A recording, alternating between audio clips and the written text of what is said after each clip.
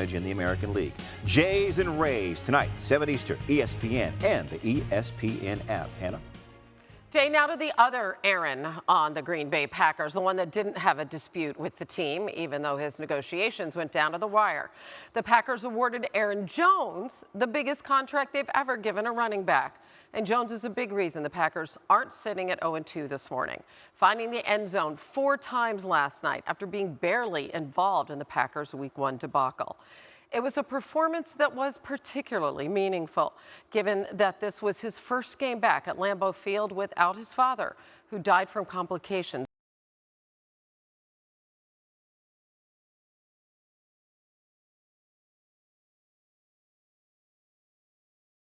due to COVID in April. And here's how the special night went for Aaron Jones. With the Packers down 7-0, 2nd and goal, and he's wearing that chain. His father's ashes are inside there. More on that in a second.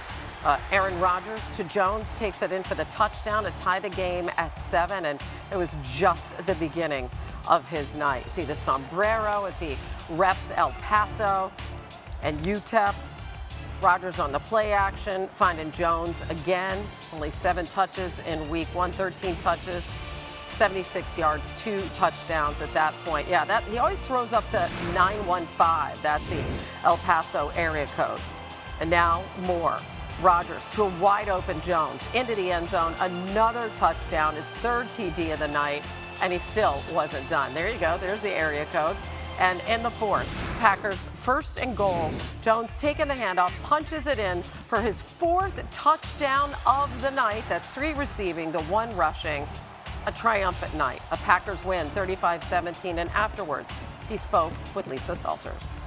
I know that this is your first game here at Lambeau without your dad. Just how much was he on your heart tonight?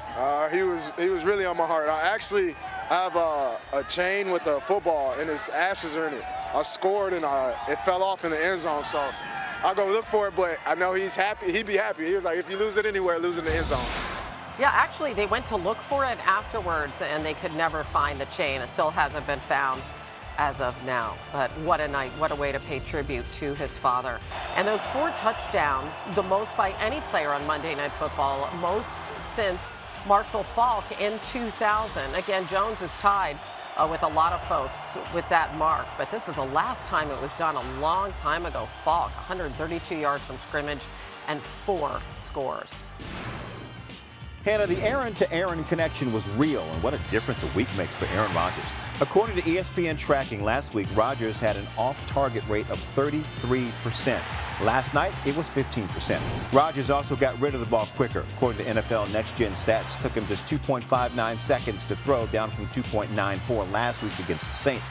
League average is 2.73 seconds.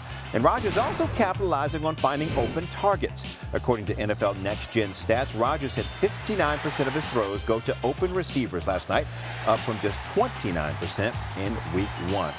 And for more perspective, let's bring in a man who played with Aaron Rodgers. That is our Jeff Saturday. Jeff, which of those improvements we just covered is the most encouraging to you? Accuracy. And listen, Jay, all of them are spectacular. You went through them all. It's all great. But his accuracy last night was second to none. I mean, he was putting balls in places that were almost impossible. This throw to Adams, I mean, look at where he places the ball on the sideline. I mean, it is over the right shoulder. The corner's in good spot, man. I mean, there's not a whole lot you can do. He gives a little out fake and then goes up right on the sideline, the outside shoulder, gave him space to the sideline. That is a perfectly thrown ball. And when you think about what Aaron does, this just defines it. I mean, how more accurate can you be? That's I mean, you literally put that thing in his face mask. Again, linebacker can't be in any better coverage spot. He's right there. But, man, Aaron was at a next level. It was at a different level last night. But that accuracy really set that Packers offense apart. So Packers team last night looking much more like the Super Bowl contender many of us expected. After what you watched, what's the Packers ceiling this season?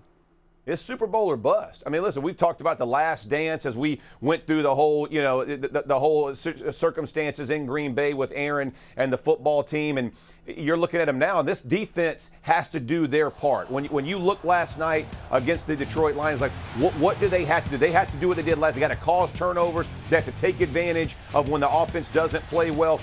their offense is going to be just fine. I know we were all concerned about Aaron and that offense in week 1 against the Saints. Last night shows you what they're going to be like. But it is Super Bowl or bust, Jay, and this defense has to get their side picked up. Again, they played the Lions last night, had a good game, but they have to continue to progress as the season moves forward because, again, you don't know if Aaron's going to be there. You better take advantage of it while he is. Yeah, big test for Green Bay Sunday. Packers heading to San Francisco to face the Niners. Jeff Saturday, my dude, thank you.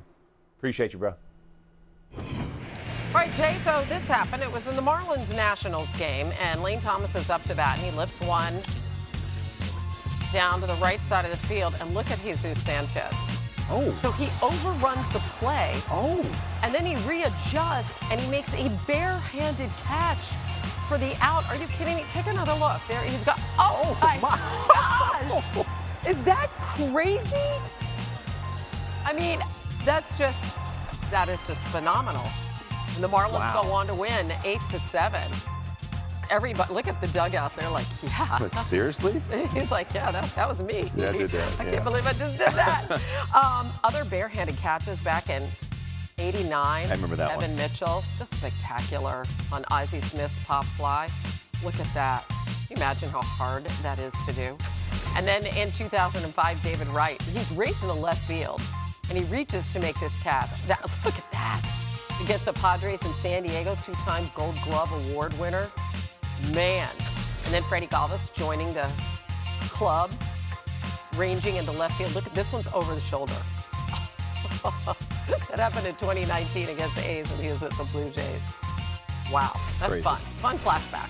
From stiff arms, Hannah, to scrambles. Before we close the book on week 2, we're going to count down the top plays in that special way like only SportsCenter can from 10 to 1 next.